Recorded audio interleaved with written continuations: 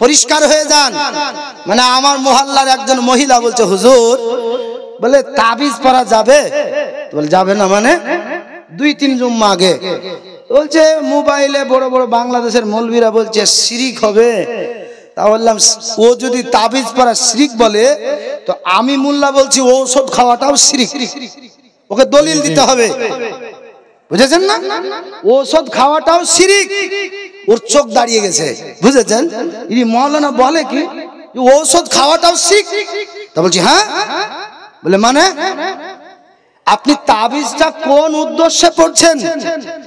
তো বলে আমাকে ভয় লাগছে, শরীরটা খারাপ লাগছে, এই জন্য তাবিজটা ঝুলিয়েছি। তো ঔষধ মনে করে তো নাকি, শিফা মনে করে তো নাকি, আরোগ্য হিসাবে? তো বলে হ্যাঁ। তা আপনি ঔষধটা খাচ্ছেন কোন নিয়তে? যে আমার আল্লাহকে খাচ্ছি এই বলে কি জি? না তাবিজ এই বলে পড়ছেন যে আমার আল্লাহকে গলায় ঝুলালাম? নাউজুবিল্লাহ। মানুষ যাচ্ছে কোথায়? তো বোঝালাম মা, তাহলে তাবিজটা আমরা পড়ি আরোগ্য লাভের জন্য, সুস্থি পাওয়ার জন্য। ঔষধ খাই আরোগ্য লাভের জন্য, সুস্থ হওয়ার জন্য। তাহলে ঔষধ আর দুয়া, হ্যাঁ, এটা দুটোই এক। আগে ছিল দুয়া মানুষের কাছে, এখন হয়ে গেছে দাওয়া, মানে ঔষধ। মানুষ দুয়া ছেড়ে দিয়ে ঔষধের পিছনে লাইন, আর যে ঔষধের পিছনে লাইন দিয়েছে মানুষ এখন দেখছেন না লাখ লাখ টাকা রোগের পিছনেই যাচ্ছে। আগে গিয়েছে বয়স্ক লোক আছে, আগে গিয়েছে টাকা, বলে পেটের যন্ত্রণা, এখন বলছে মৌলবীর কাছে গেলে হবে না। বলে কোথায়? হরিহরপুর হসপিটালে চ, নয়তো বহরমপুর মেডিকেলে চ। বলে কেন? বলে পেটে খুব যন্ত্রণা। বলে ছবি হবে, অনেক কিছু হবে, ইনজেকশন হবে, তবেই আমি সুস্থি পাবো। মানে এর নিয়াতটাই গেছে খারাপ, আল্লাহর উপরে ভরসা নাই, ঔষধের উপরে। বুঝেছেন? এ বাবাজি ফতোয়া দিলে সোজা লাইনে দাও, ঠিক আছে না? ফতোয়া দিলে সোজা লাইনে। আগে মানুষের পেটে যন্ত্রণা, বুকে যন্ত্রণা, ইমাম সাহেব তখন তো অত পড়াশোনা ছিল না, বলে মাওলানা, ইমাম সাহেব, খতিব সাহেব একটু পানিটা পড়ে দেন। কি হয়েছে? বলে পেটে খুব যন্ত্রণা, ফু দিয়ে দিয়েছে, খেয়েছে। বলে ভালো আছেন? আলহামদুলিল্লাহ, আল্লাহর রহমতে ভালো। কি জি ঘটেনি? ডাক্তারকে জিজ্ঞাসা করুন, ডাক্তার মানুষ কিসে বেঁচে আছে? ডাক্তার বলবে দোয়া আর দাওয়া। মানুষ দোয়ার উপরে আর ঔষধের উপরে। মানুষ যদি দোয়াটাকে গ্রহণ করতো, মানুষের এত ঔষধের প্রয়োজন ছিল না। মানুষ, বুঝেছেন? দিল্লি, বোম্বাই, ভেলোর ঘুরে আসার পরে বলে ইমাম সাহেব আমার আব্বা আর ভালো না, একটু ঝাড়ফুঁক করেন না। বুঝেছেন? ঝাড়ফুঁক করেন, দেখা যাচ্ছে ঝাড়ফুঁকে সুস্থ হয়েছে। আরে ঝাড়ফুঁকটা এখন না করে তখন থেকে বিশ্বাস করে করো, কারণ আল্লাহর কোরআনে আল্লাহ পাক বলেছেন, নবীর হাদিসে বলেছে, আরোগ্য ব্যক্তির যখন আপনার অসুস্থ হবে, এই অসুস্থ ব্যক্তির জন্য আল্লাহর কোরআন হলো শিফা, নবীর দোয়া হলো শিফা। জোরে বলুন সুবহানাল্লাহ। হাদিস উঠান, নবী দিয়ে গেছেন, কিন্তু মাল আমরা ব্যবহার করতে জানি না। মানুষ দোয়া তাবিজ ছেড়ে দিয়েছে। পৃথিবীর জমিনে কিছু ওহাবি ইসাইদের টাকা খাওয়া দালাল আলেম, এরা আপনার ফতোয়া দিল, এরা ব্যাখ্যা দিল দোয়া তাবিজ পড়া যাবে না, এটা শিরক। দোয়া তাবিজ পড়া যাবে না, এটা শিরক।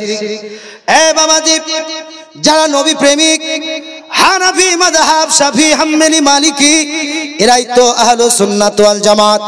এই মানুষগুলোকে শিরকের ফতোয়া দিল, ভোলা ভালা মানুষকে আপনার পথভ্রষ্ট করলো। বলে কেন? এই দোয়া তাবিজ যদি করো এটা শিরক হবে, এটা নাজায়েজ বেদাত হবে। বাবাজি, আমার নবী যেই দিন আমিনার গর্ভে এসেছিল, আমিনা নবীজির আম্মা বলে একজন ফেরেশতা আমার কাছে এলো, আমি আমিনা স্বপ্ন দেখতে আরম্ভ করলাম। ওই ফেরেশতা আমি আমিনাকে সালাম জানিয়েছিল, আমিনা সালাম, মোবারকবাদ, মোবারকবাদ। আমিনা বলেছিল কেন?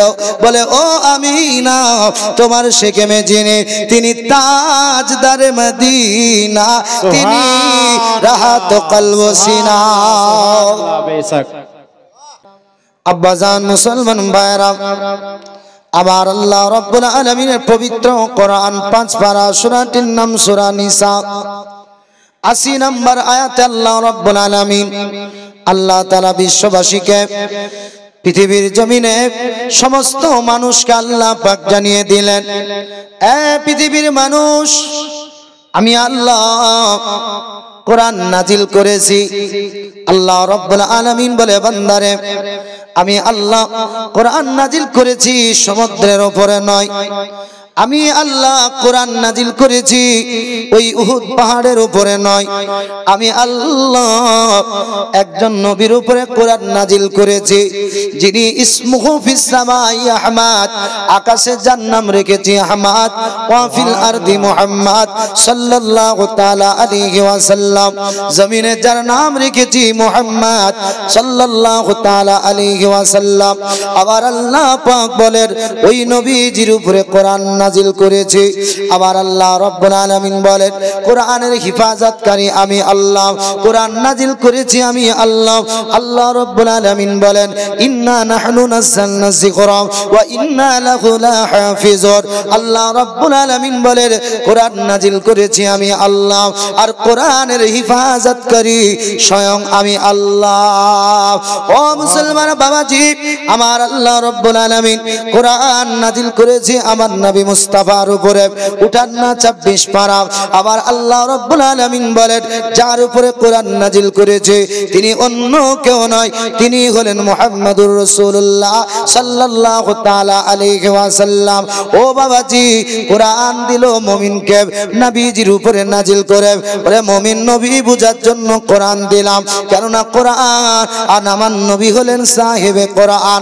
ও বাবাজি, কোরআনের ব্যাপারে আমার আল্লাহ সূরা বাকারায় বলেছেন, জালিকাল কিতাব, পৃথিবীর মানুষ যদি সন্দেহ করো, যদি তোমরা অবকাশ করো, তোমরা যদি সন্দেহ করো, আমার আল্লাহ পাক বলে কোরআনে এমন সন্দেহ করা যাবে না।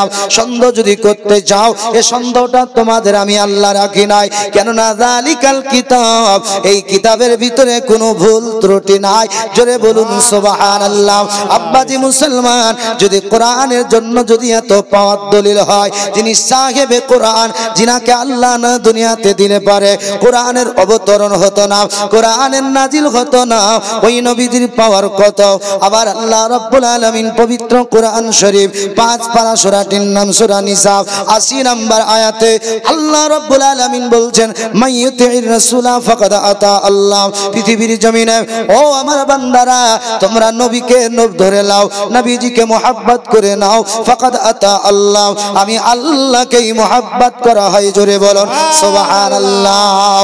আব্বাজান মুসলমান, পৃথিবীর জমিনে আপনাদেরকে ইতিহাস শোনায়, আল্লাহর নবী যিনি সাহাবে হযরত আব্দুল্লাহ বিন আমর বিন আস রাদিয়াল্লাহু তাআলা আনহু, ইনি আমার নবীজির সাহাবী, তিনি বর্ণনা করতে আছেন, আমার আল্লাহ তাওরাতের ভিতরে নবীজির নাম আলোচনা করেছে, জবুরের ভিতরে আমার নবীর শান আলোচনা করেছে, আমার আল্লাহ কোরআনে যে শান নবীজির আলোচনা করেছে, আমার আল্লাহ তাওরাত জবুর ইনজিল আসমানি কিতাবের ভিতরে আল্লাহর নবীজির শান বর্ণনা করেছে। ও মুসলমান বাবাজি ভাইরা, পৃথিবীর জমিনে মানুষ আমার নবীজিকে নিয়ে টানা হিচড়া লাগিয়েছে, নবী এমন, নবী তেমন, আল্লাহর কোরআন ওঠার নাম। আবার আল্লাহ পাক বলছেন, ওয়ারাফা'না লাকা যিকরাক, আয় হাবিব, আপনার শানকে আমি আল্লাহ উঁচু করে দিয়েছি, আপনার জিকির, আপনার মার্তাবা উঁচু করে দিয়েছি। ও মুসলমান বাবাজি ভাইরা, আবার আল্লাহ রাব্বুল আলামিন নবীর শান তাওরাতে বাড়িয়েছেন, নবীর শান জবুরে বাড়িয়েছেন, নবীর শান ইনজিলে আল্লাহ পাক বাড়িয়েছে। ও বাবাজি মুসলমান ভাইরা, পৃথিবীর জমিনে নবী আসেন নাই, কিন্তু বাবাজি একটা ইতিহাস ঘটে গেছে। আল্লাহর নবীজি বলতেছেন, ও পৃথিবীর জমিনে আমার প্রেমিক সাহাবী, তোমরা শোনো শোনো, কেননা পৃথিবীর জমিনে কিছু মানুষ, কিছু মোল্লা বলতেছে, নবী এসেছেন ওই দিনটা যদি মিলাদ হয়, নবী এসেছেন ওই দিনটা যদি খুশির দিন হয়, আমার নবী মানিয়েছে না সাহাবীরা মেনেছে।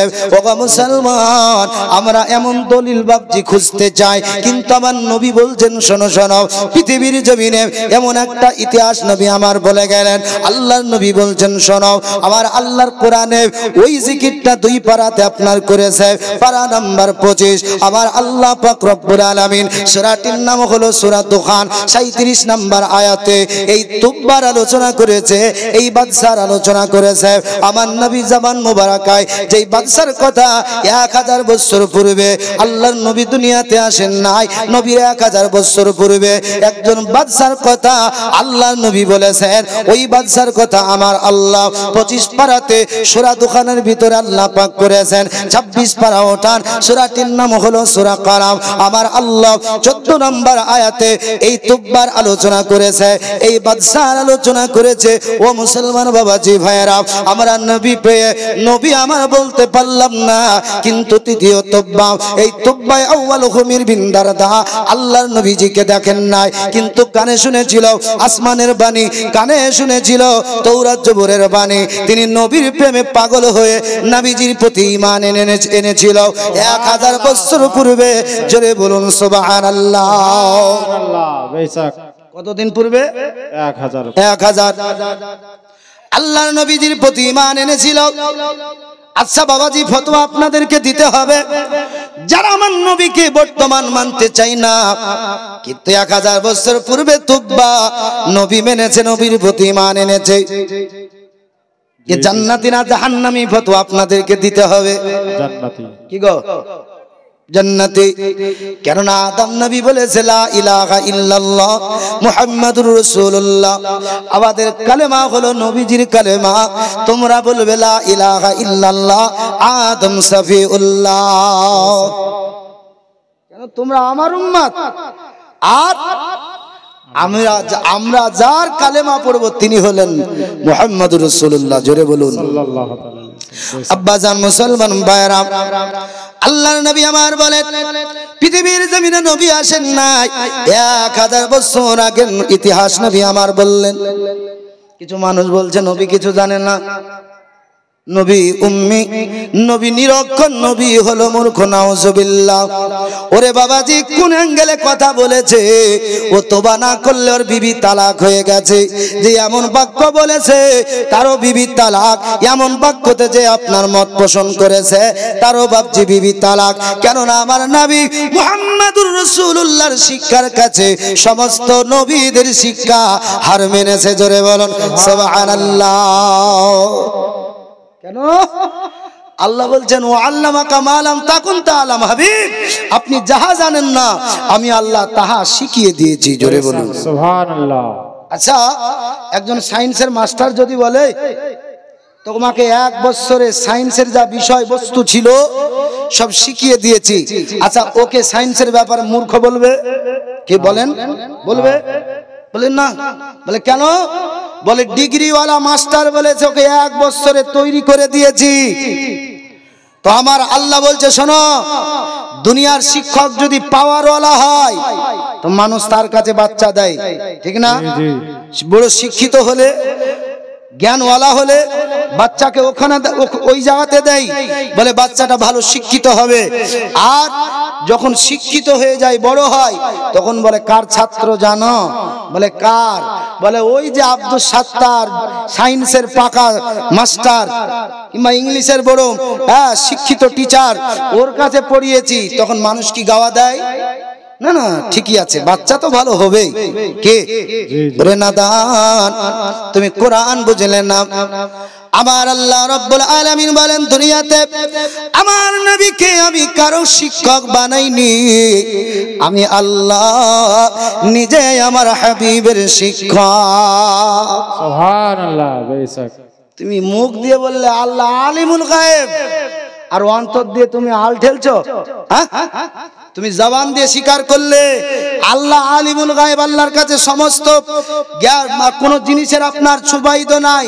আল্লাহ সমস্ত কিছুর উপরে পাওয়ার রাখেন, জ্ঞান রাখেন। আর আল্লাহ বলছেন আমি আমার হাবিবের শিক্ষক। আচ্ছা, নবীর যে শিক্ষক আল্লাহ, তো নবীর শিক্ষা কি কম হবে? আমার আল্লাহ পাক রব্বুল আলামিন বললেন আমি আলিমুল গায়েব, আমার নবীকে বানিয়েছি অদৃশ্যের সংবাদদাতা, আলিমে মায়া মায়া কোনের খবরদাতা। জুড়ে বলুন সুবহানাল্লাহ। আমার আল্লাহ রাব্বুল আলামিন বলেন পবিত্র কোরআন উঠান 30তম পারা। আল্লাহ পাক বলছেন ওয়ামা হুয়া আলাল গায়বি বিদানিন, পৃথিবীর জমিনের মানুষকে আমার আল্লাহ কোরআনের ভাষায় কোরআনের দ্বারা জানিয়ে দিলেন আমার নবী কেমন বলবে না কেন না, ওয়ামা হুয়া আলাল গায়বি বিদানিন, আমার নবী অদৃশ্যের সংবাদ দিতে তোমাদের মাঝে কৃপণতা করে না। জোরে বলুন সুবহানাল্লাহ। আব্বাজি মুসলমান ভাইরা, আমার নবীর পাওয়ার কত এ মুসলমান। আল্লাহর নবী সাল্লাল্লাহু তাআলা আলাইহি ওয়া আলিহি ওয়াসাল্লাম দরদি নবীর জ্ঞানকে যদি একত্রিত করা হয়, ও বাবাজি নবীর জ্ঞান হলো সমুদ্র, সমস্ত নবীর জ্ঞানগুলোকে যদি একত্রিত করা হয় আল্লাহর নবীর জ্ঞানের কাছে, আল্লাহর নবীর শিক্ষার কাছে সমস্ত নবীর জ্ঞান এক কাতরা মতো। জোরে বলুন সুবহানাল্লাহ। এক ফোঁটা পানির মতো। আব্বাজি মুসলমান ভাইরা, আল্লাহর নবী ওই আপনার তুব্বায়ে আউয়াল যার নাম হলো হুমির বিন দারদাম। পৃথিবীর ইতিহাস ওঠান, যারা মিশর দেশের বাদশা হয়েছে, এই বাদশারা যখন আপনার গদিতে বসে গেছে নাম তাদের ভিন্ন ছিল। মিশরের মানুষ একটা উপাধি দিয়েছিল, তাদেরকে ডাকতো ফেরাউন। ডাকতো উপাধি ছিল বাপজি ফেরাউন। কিন্তু আমরা কোরআনে যে ফেরাউনের কথা, আল্লাহর কোরআন সূরা কাসাস 20তম পারার ভিতরে আমার আল্লাহ হযরতে মূসা আলাইহিস সালাতু সালামের জামানায় যেই ফেরাউনের আল্লাহ জিকির করেছে, এই ফেরাউনের নাম বাপজি ছিল ওয়ালিদ। এর নাম ছিল বাপজি ওয়ালিদ। গদিতে যেই দিন বসলো মিশরের মানুষ আপনার নিয়ম অনুযায়ী ডাকলো ফেরাউন। কি নাম বলে ডাকলো? ফেরাউন। ইতিহাস উঠান, ফেরাউন ছাড়া নাম পাবেন না, কিন্তু এর হাকিকি নাম ছিল আপনার ওয়ালিদ। ও বাবাজি মুসলমান ভাইরা, ইয়ামান দেশের বাদশা এর গদিতে যারা বসতো তাদেরকে আপনার তুব্বা বলে ডাকতো। নাম তার ছিল হুমির বিন দারদাম। আল্লাহর নবী এই হুমির বিন দারদার আলোচনা 1000 বছর পূর্বের নবীজি আসার পর আলোচনা করেছিলেন। বাবাজি মুসলমান, পৃথিবীর জমিনে হুমির বিন দারদাকে আবার আল্লাহ এত মাল দিয়েছিল, এত ধন সম্পদ দিয়েছিল, এত অট্টালিকা আল্লাহ দান করেছিল। হুমির বিন দারদা মনে মনে চিন্তা করলো, আল্লাহ আপনার পুরো জমিনটাকে আমি হুমির বিন দারদা তুব্বায়ে আউয়াল ইয়ামান দেশ থেকে আমি পুরো জমিনটা ভ্রমণ করে দেখতে চাই। আল্লাহ আপনার জমিনটা আপনি কত সুন্দর সৃষ্টি করেছেন, আপনার সৃষ্টি কত সুন্দর, আমি হুমির বিন দারদা দেখতে চাই। হুমির বিন দারদা ইচ্ছা করলো পুরো জমিনটা ভ্রমণ করব। ও বাবাজি, ইতিহাসের ভিতরে এসেছে তিনি 2,36,000 সিপাহী তিনি মোতায়েন করলেন। আগে পিছে 2,36,000 সিপাহী নিলেন। আর কিতাবের ভিতরে এসেছে কোন জায়গায় লিখছে 400 আলিম, কোন জায়গায় লিখছে বাবজি 4,000 আলিম। এই 4,400 আলিম তিনি মোতায়েন করলেন, নিযুক্ত করলেন। কেননা হুমির বিন দারদা চিন্তা করলেন রাস্তায় চলতে চলতে মুসাফির অবস্থায় যদি কোনো জায়গায় সমস্যায় পড়ে যায়, আল্লাহর আসমানি কিতাব দ্বারা আর আসমানি কিতাবের আলিমদের দ্বারাতে আমি হুমির বিন দারদা আমি আপনার অসুবিধাটাকে, আমার জটিল কেসটাকে আসান করে নিব, আমি আপনার পরিষ্কার করব। হুমির বিন দারদা 400 আলিমকে মোতায়েন করলেন এবং 2,36,000 সিপাহী নিলেন। হুমির বিন দারদা বললেন চলো। এ বাবাজি সিপাহীকে মন্ত্রীকে বলল, মন্ত্রী চলো চলো পুরো জমিনটা ঘুরে ঘুরে আমি হুমির বিন দারদা দেখব। এ বাবাজি মুসলমান ভাইরা, হুমির বিন দারদা নিজের এমন এলাকা থেকে বেরিয়ে গেছে, কিন্তু যে এলাকাতে যায় হুমির বিন দারদাকে মানুষ বড় সম্মান করে, বড় ভালোবাসা দেয়, তাকে বড় খাতির যত্ন করে। কেননা ইয়ামান দেশের যিনি বাদশাহ, এই বাদশাহ আমাদের এলাকাতে পদার্পণ করেছেন, আমাদের এলাকাতে কদম রেখেছেন, আর আমরা বাদশার সম্মানার্থে দাঁড়িয়ে গেলাম আর বাদশার আমরা খিদমত করে নিলাম। এলাকার মানুষ বলছে যে আমরা বাদশার ইজ্জতে খিদমতে দাঁড়িয়ে গেলাম।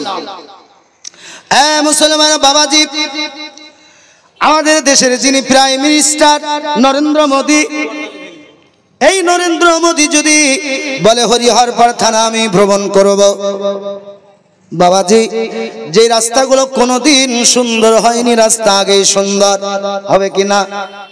যে রাস্তায় উঁচু উঁচু বাম্পার ভেঙে দিয়ে আপনার করে দেওয়া হবে লেভেল, বলে মন্ত্রী আসবে যিনি আমাদের ভারতবর্ষের প্রাইম মিনিস্টার নরেন্দ্র মোদী, ও রাস্তায় যেন চলতে গিয়ে অসুবিধা না হয়, আগে ক্লিয়ার।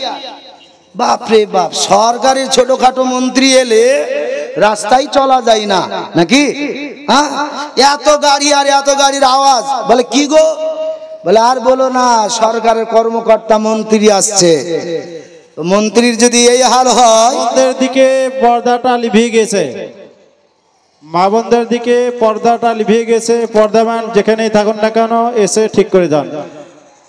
এখন রাস্তা ক্লিয়ার, তো মন্ত্রী যখন আসবে তো আরো তার সার্ভিস ভালো।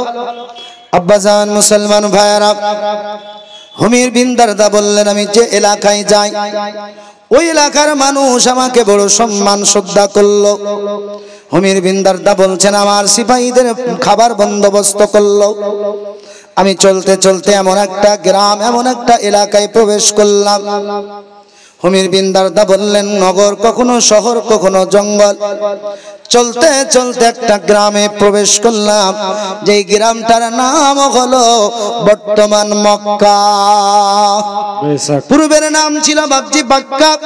হুমির বিন দারদা যখন ওই এলাকায় বাবজি প্রবেশ করেছে, কোনো মানুষ দেখতে এলো না, কোনো বাচ্চা বাদশাকে দেখার জন্য বের হলো না। বাদশার মনের ভিতরে আপনার খারাপ। বাদশা উজিরকে ডাক দিয়ে বলল, উজির, এই কোন এলাকায় এসেছি? এই এলাকার মানুষ কি মারা গেছে নাকি? এলাকায় কোনো মানুষ বসবাস করে না নাকি? ওই এলাকার মানুষ কি থাকে না নাকি? উজির বলেছিল, বাদশাহ হুমির বিন দারদা, ও তুব্বা আওয়াল, এই জায়গাটার নাম হলো মক্কা। এই এলাকার মানুষ নিজেরাই সম্মানীয়, নিজেরাই ইজ্জতওয়ালা।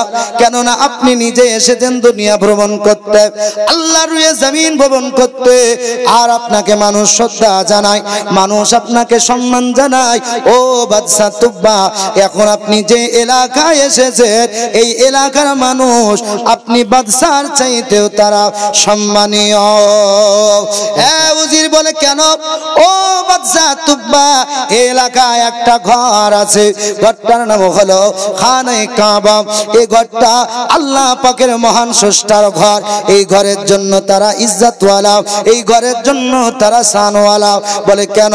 বলে এই ঘরে পৃথিবীর জমিন থেকে পুরো মানুষ তওফের জন্য আসে, আর তওফ সেরে যখন মানুষ বাড়ি যায় তারা নাজরানা দেয়, তাদেরকে সম্মান জানায়, তাদের হাত চুমে তাদেরকে ইজ্জত জানায়, আবার তারা বাড়ি চলে যায়। ওগো বাদশাহ, এই জন্য এলাকার মানুষ আপনাকে দেখার তামান্না করে না, এই জন্য আপনাকে দেখার তাদের আপনার ইচ্ছা নাই, আপনাকে সম্মান দেয় না। কেননা এরা এই ঘরের জন্য ইজ্জতওয়ালা, সম্মানওয়ালা, এই জন্য আপনাকে সম্মান করে না। বাবাজি মুসলমান, এই বাদশা তুব্বা বলল, উজির, এখানে খিমা বানাও। খিমা বানানো হলো, 2,34,000 সিপাহী রয়ে গেল, আলিমদের বসবাস আপনার হলো, খিমা বানানো হলো। এখন তুব্বা আউয়াল মনে মনে চিন্তা করলো, এই ঘরের জন্য এলাকার মানুষ আমাকে সম্মান দিল না, এই ঘরের জন্য এলাকার মানুষ আমাকে ভালোবাসা দিল না, আমার প্রহরী, আমার সিপাহীদের খাবার বন্দোবস্ত করলো না। আমি বাদশাহ, আমার কাছে পাওয়ার আছে, আমার কাছে ক্ষমতা আছে, আমি বাদশাহ ওই ঘরটাকে ভেঙে গুড়িয়ে দেব, যেন আগামীতে আমার মতো কেউ যেন বেইজ্জতি না হয়। এই জন্য আমি বাদশাহ এই ঘরটাকে রাখবো না। বাদশার মনে তামান্না হলো। এ বাবাজি মুসলমান ভাইরা, খিমার ভিতরে এমন বাদ আপনার তামান্না, আমার আল্লাহ রব্বুল আলামিন আসমানি বালা শুরু করে দিয়েছেন। তুব্বা আওয়ার মাথায় যন্ত্রণা, হুমির বিন দারদার মাথায় যন্ত্রণা, বাদশাহ উঠতে পারে না, বাদশাহ যেতে পারে না। বাদশাহ চিৎকার মেরে বলল, উজির লাব্বাইক বাদশাহ। বাদশাহ বলল, উজির, এলাকার যত ডাক্তার আছে, এলাকার যত কবিরাজ আছে, এলাকার যত হাকিম আছে, সমস্ত ডাক্তার কবিরাজকে ডেকে দাও। বলে কেন? বলে আমার মাথায় এত যন্ত্রণা, এই যন্ত্রণা সহ্য করা যায় না, এই জন্য এলাজের প্রয়োজন, এই জন্য চিকিৎসার প্রয়োজন। এ উজির ডাক দিল, এলাকার বাদরে ডাক্তারেরা, হাকিমেরা, কবিরাজেরা, শোনো শোনো, আমাদের বাদশাহ ইয়ামান দেশের যিনি তুব্বা, ইয়ামান দেশের যিনি বাদশাহ হুমির বিন দারদার মাথায় যন্ত্রণা, তোমরা একটু ট্রিটমেন্ট করো।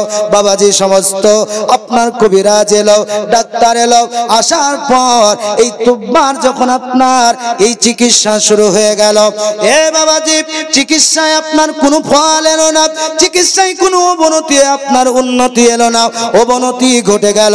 এ বাবাজি মুসলমান ভাইরা, বাদশার কাছে আপনার ডাক্তারেরা বলল, ও রাজা, ও গো তুব্বা, ও গো হুমির বিন্দার দাম, আল্লাহর জমিনে এই রোগ সারানো আমাদের দ্বারাই অসম্ভব।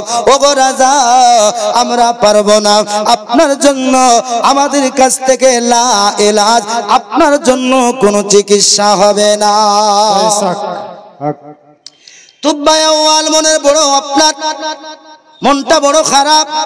বাদশা চিন্তা করলো, দুনিয়াতে কি আর থাকবো না, আমি আমার রাজ সিংহাসন রেখে আল্লাহর জমিন দেখার জন্য বেরিয়েছি, এখন আমার মাথায় যন্ত্রণা, আমি কি আর আপনার আগে এগিয়ে যেতে পারবো না, না আল্লাহর জমিনে আমি থাকবো না।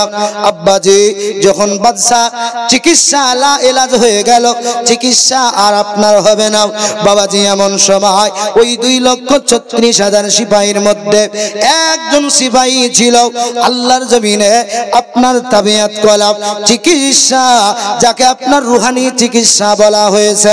এ আপনার সিপাহী আসলো, সিপাহী চিন্তা করলো বাদশার কাছে যাব, বাদশার কি মূলত রোগ, আমি রুহানি চিকিৎসক একবার চিকিৎসা করে দেখব। আমাদের দেশে দেখবেন বাবা, মানুষ দোয়া তাবিজ ছেড়ে দিয়েছে শিরক ও বেদাত বলে, ছাড়েনি? জি জি, মানুষ দোয়া তাবিজ ছেড়ে দিয়েছে। পৃথিবীর জমিনে কিছু ওহাবি ইসাইদের টাকা খাওয়া দালাল আলেম, এরা আপনার ফতোয়া দিল, এরা ব্যাখ্যা দিল, দোয়া তাবিজ পড়া যাবে না, এটা শিরক, দোয়া তাবিজ পড়া যাবে না, এটা শিরক। এ বাবাজি, যারা নবী প্রেমিক, হানাফি মাযহাব, শাফি, হাম্বলি, মালিকি, এরাই তো আহলুস সুন্নাত ওয়াল জামাত। এই মানুষগুলোকে শিরকের ফতোয়া দিল, ভোলা ভালা মানুষকে আপনার পথভ্রষ্ট করলো। বলে কেন? এই দোয়া তাবিজ যদি করো এটা শিরক হবে, এটা নাজায়েজ বেদাত হবে। বাবাজি, আমার নবী যেই দিন আমিনার গর্ভে এসেছিল, আমিনা নবীজির আম্মা বলে, একজন ফারিস্তা আমার কাছে এলো, আমি আমিনা স্বপ্ন দেখতে আরম্ভ করলাম। ওই ফারিস্তা আমি আমিনাকে সালাম জানিয়েছিল, আমিনা সালাম, মোবারকবাদ মোবারকবাদ। আমিনা বলেছিল কেন?